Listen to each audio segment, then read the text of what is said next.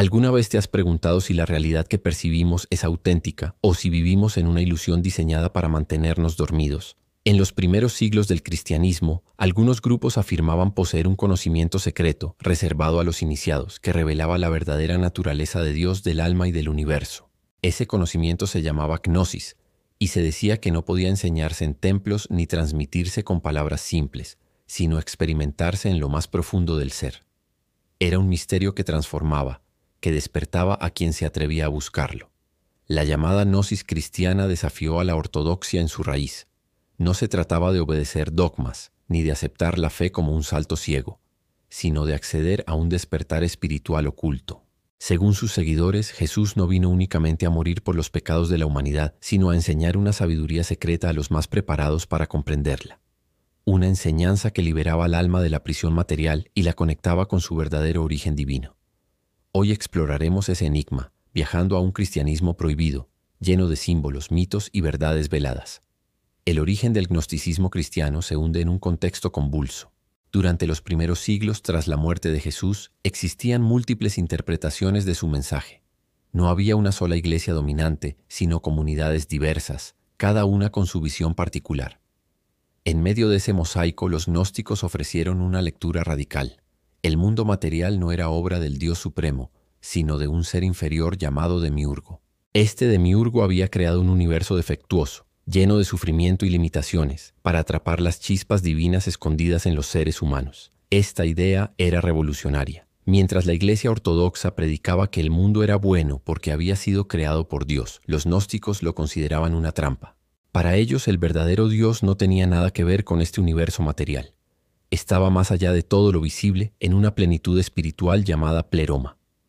Las almas humanas, fragmentos de esa plenitud, habían caído en la materia y olvidado su origen. Solo la gnosis, ese conocimiento secreto, podía despertarlas, recordándoles que no pertenecían a este mundo, sino a una dimensión superior. En ese marco, la figura de Jesús adquiría un papel distinto.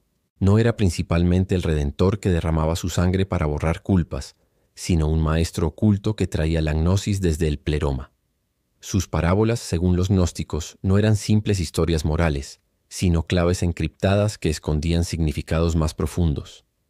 A sus discípulos más cercanos les habría transmitido secretos que no estaban destinados a todos. Los evangelios descubiertos en Nag Hammadi, como el de Tomás o el de Felipe, insisten en esta visión. Jesús como revelador de misterios. Para los gnósticos, la humanidad estaba dividida en tres tipos. Estaban los materiales, completamente atrapados en la ilusión del cuerpo y la materia, sin esperanza de despertar. Luego venían los psíquicos, que podían buscar la fe y alcanzar cierta comprensión, pero no la plenitud.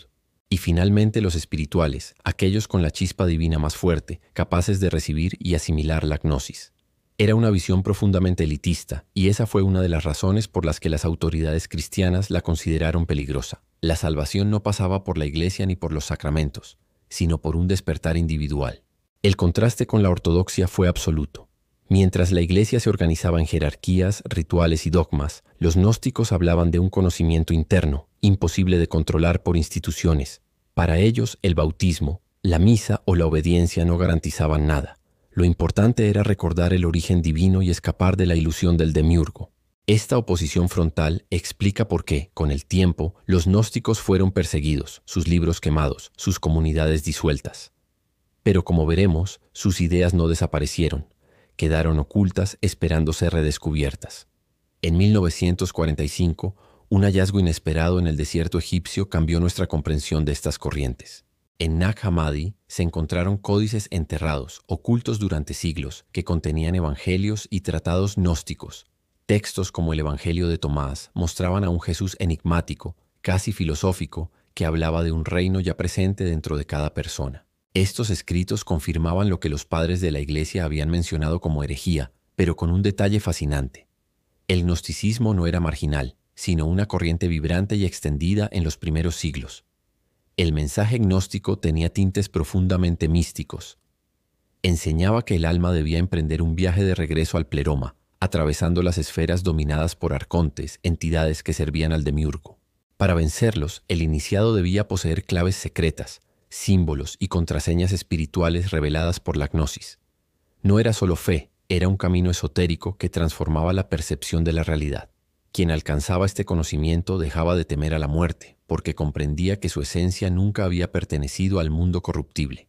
El enigma de la gnosis no solo plantea preguntas religiosas, sino también filosóficas. ¿Es posible que lo que llamamos realidad sea un velo, una ilusión? ¿Que la materia sea un disfraz que oculta lo eterno? Esta idea resuena incluso en tiempos modernos, en teorías que comparan nuestra existencia con una simulación. Los gnósticos, hace casi 2000 años, ya decían algo similar. Lo visible es engaño, lo invisible es la verdad. Y esa verdad no se aprende en libros, sino en una transformación interior, una chispa que se enciende desde lo más profundo del ser. Aunque la ortodoxia triunfó y construyó el cristianismo que conocemos, el eco gnóstico siguió vivo. Se filtró en movimientos místicos, en corrientes filosóficas, en símbolos esotéricos. Hoy, gracias a los textos redescubiertos, podemos acercarnos a ese cristianismo secreto que buscaba liberar, más que someter. La gnosis invita a mirar hacia adentro, a sospechar de lo aparente y a creer que la divinidad no es algo externo, sino un recuerdo enterrado en cada alma.